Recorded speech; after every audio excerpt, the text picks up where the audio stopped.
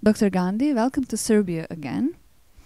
I would like to ask you, as a psychiatrist, how do you see psychiatric disorders? How often are they in modern world? And how much is modern man prone to disorders which are under the psychiatric diagnosis? Psychiatric disorders are very common. With modern times, stresses are increasing. So psychiatric disorders are bound to go up. All the psychiatric disorders have to do with the level of ego strength an individual has. So a lot of stresses are posed upon an individual in modern times. So the ego is always under the stress. Always you have to become better and better in this competitive rat race world. So I think this is very understandable that psychiatric disorders become more and more evident. And what was your other question? Is that how do you see them? Now seeing them is a question because we can see them in many ways. One often as a psychiatrist sees them from the biological model, which is very prevalent nowadays, and that is to study all the various psychiatric disorders in terms of various neurotransmitters in the brain and things like that, and then find out what exactly is happening in the chemistry of the brain and how we can give some medication which takes care of it. So this is the biological model. Whereas homeopathy is very different. This approach of biological model is a very objective model, where like a mechanic can find objectively what is wrong in a car, similarly a psychiatrist can find out what is wrong in the brain. Whereas homeopathically, because I am also a homeopath, is to go into the subjective experiences of those particular illnesses. So every patient has a subjective experience, how he experiences anxiety or his depression or his obsessive compulsive disorder or his schizophrenia or his bipolar, and then go deep into it. So in a way it is like psychoanalysis, where you go deep into it. Not that we do any therapy with it, but from understanding his deep inside, what are the developmental stages which he is from which he is functioning, and various other things we see in the patient in his subjective world, and then we come to some remedy and then we treat them. Thank you. And how much successful is homeopathy in treatment of psychiatric cases? How powerful homeopathy is? This question would be answered differently if you had asked me about 15-20 years back, because I came from that medical model and I was very skeptical whether homeopathy can help. So I entered into this so-called homeopathic waters step by step. Initially I was confident to treat things like anxiety and phobias. I would be very scared to treat conditions like obsessive compulsive or bipolar or schizophrenia. With time I got more and more confidence. I treat more and more patients, and now I can really say with with all certainty that all these psychiatric cases can be treated well with homeopathy. And there are certain illnesses which even a psychiatrist would say that sometimes the schizophrenia is little difficult, bipolar is difficult. So similarly, homeopath also might find some difficulty, but we can get very good results. Many of them we have been able to wean them out of all the medications.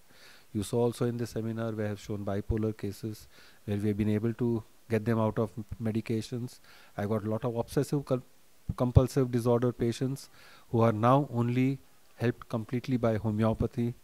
Schizophrenics, certain types. Many of these schizophrenics have been, if not I have not been able to help completely, to a large extent I have been able to reduce their medications. If you ask me, this science should be explored by patients who have psychiatric disorders. I think there is a lot of good results and a lot of help which they can get from it. During the past few years, through your public appearance in Europe, you have presenting to the Homeopathic Society one new approach in understanding of patient through evolution in the plant kingdom. How much is that helping in your practice?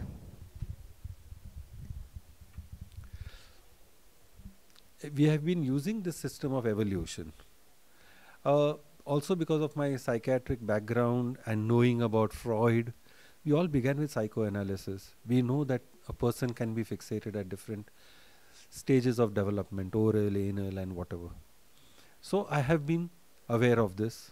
Being psychiatrist rather, I know about how people can function at different stages of their lives. We have this Erik Erikson who has talked about different stages of life and how an individual works at that every stage.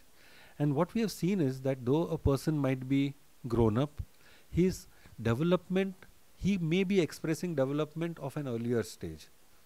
Freud would call it fixation. I would not call it fixation, but just that he's experiencing life from a different stage of development.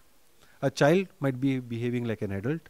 There are adults who behave like a child, and at a child level also at different stages of development, including the stage of before birth in the womb. So it is very fascinating and very interesting, and we have such ideas already in homeopathy when we were related to certain group of remedies made from mineral kingdom. And now we see similar correlation being used of such remedies even in plant kingdom. I got to know this homeopath Michal Yakir, and she just told me about this, and I was very fascinated, and I use it very, very much in our practice. So this developmental stages is very important. We all individuals are not expressing or functioning in life at the same level of development. We are all different individual souls expressing life from a different point of stage of evolution, and knowing this, it really, really helps. Plants also, we see so many plants all around us, but all the plants did not come at the same time. We know conifers are very ancient. We know ferns were there during the time of dinosaurs. You know that compositae are comparatively newer medicine plants which came up on universe. So as a human being evolved, so did plants evolve. And we see that there is, when you see the spirit of each plant, you see that they express also a certain evolutionary stage. And this is an art. If you can pick that in a human being also. I can be like a child who's in the womb and who's too much afraid of facing life.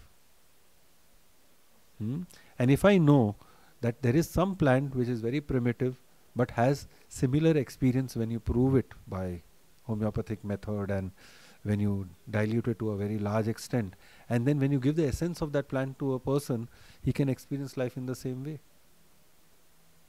So we use this whole development and the evolution, the idea of evolution very much in homeopathy nowadays.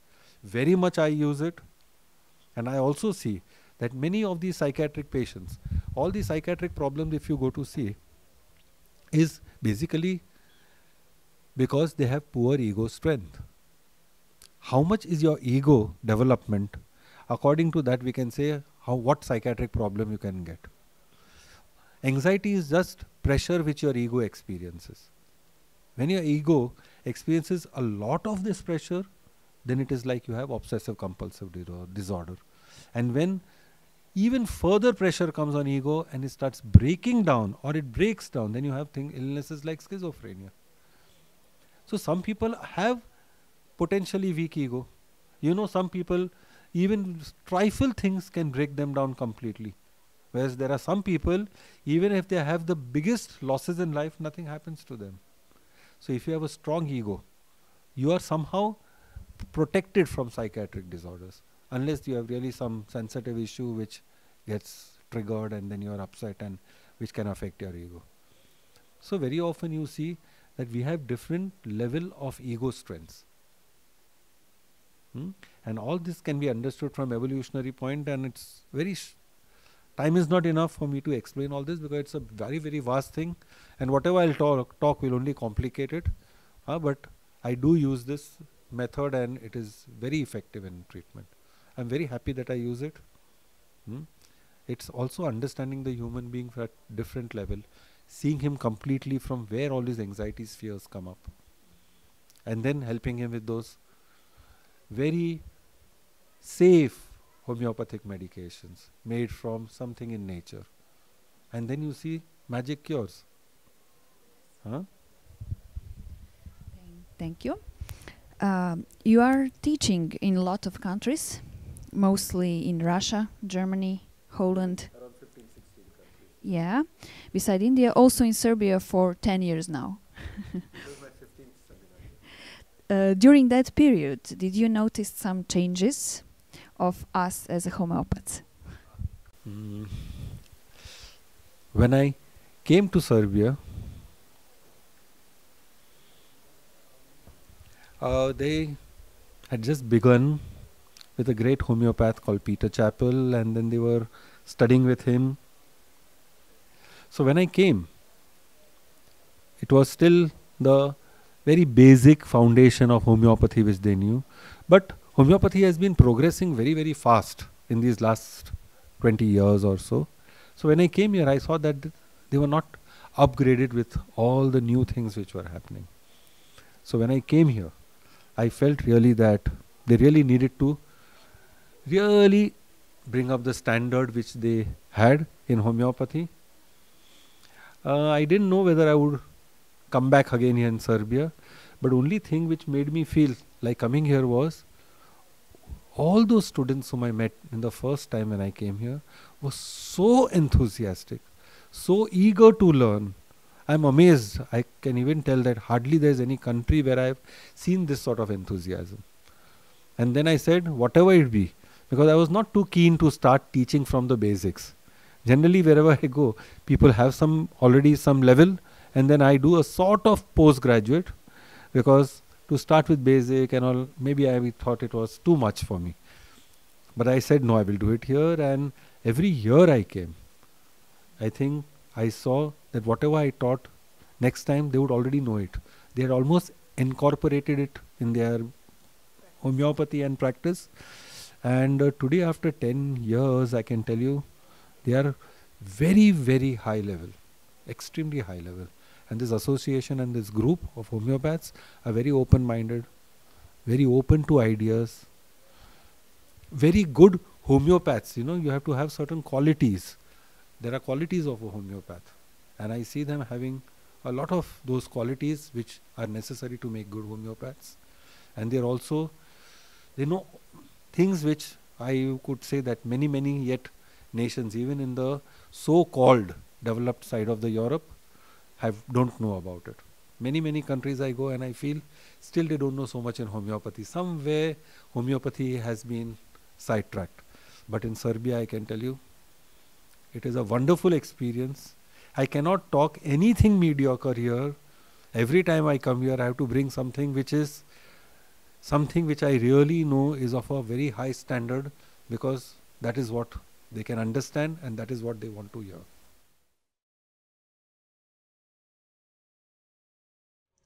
I was a psychiatrist. When I say I was, it's like I almost not Anymore. Identifying myself with being a conventional doctor. But I came from that background, and when I turned into homeopathy, something which made me feel there is some sense into it, it was just a big problem, because I had to undo a lot of way in which I was seeing patients, because it was so much objective, whereas this is completely subjective. Very often I say, it's like in a family, there's a father and there's a mother. Father is like the conventional doctor and mother is like a homeopath. And then you will say that everybody who wants to be a mother should be first a father. Mother is a completely different field. Mother works with emotions, mother is accepting, mother is caring, nurturing. These are all the qualities which we use as a homeopath. It's so feminine branch. And homeopathy, the father principle or the father or the conventional is very, very objective. You have to give these medications in certain way, and then it's a completely different way. So there is a complete different approach. It has actually nothing to do with each other. And trying everybody, but some group of doctors might want, because this is the feeling, and I think this is not a good feeling, that we know. We know, we are scientific. And we know everything, and we should have all the hold on treatment, and that we will treat because we know. This idea of we know itself is a very big obstacle. In homeopathy, it's a completely different way of looking at patients. And why should I say only about India? Even in Europe, let's say Germany, one of the advanced countries in Europe, in Germany it is allowed. Even if you are not a doctor, you are allowed. There are complete two groups. There are some doctors who are allowed to practice, and there are some non-doctors also who are practicing. And I don't see any reason. In India, we see the best homeopaths are coming, and they are treating and teaching all over the world. Most of them are non-doctors. Even some of the great names we know in the past, like Vitulkas and many more, have not been doctors. So what are we talking? So I don't think this whole idea of we knowing, and just because we know the illnesses, we should be able to treat. In India, there is hardly, very few, maybe 10 people like me who are also doctors who do homeopathy. So homeopathy, which has flourished so much in India, is not because of doctors, but because of the non-doctors.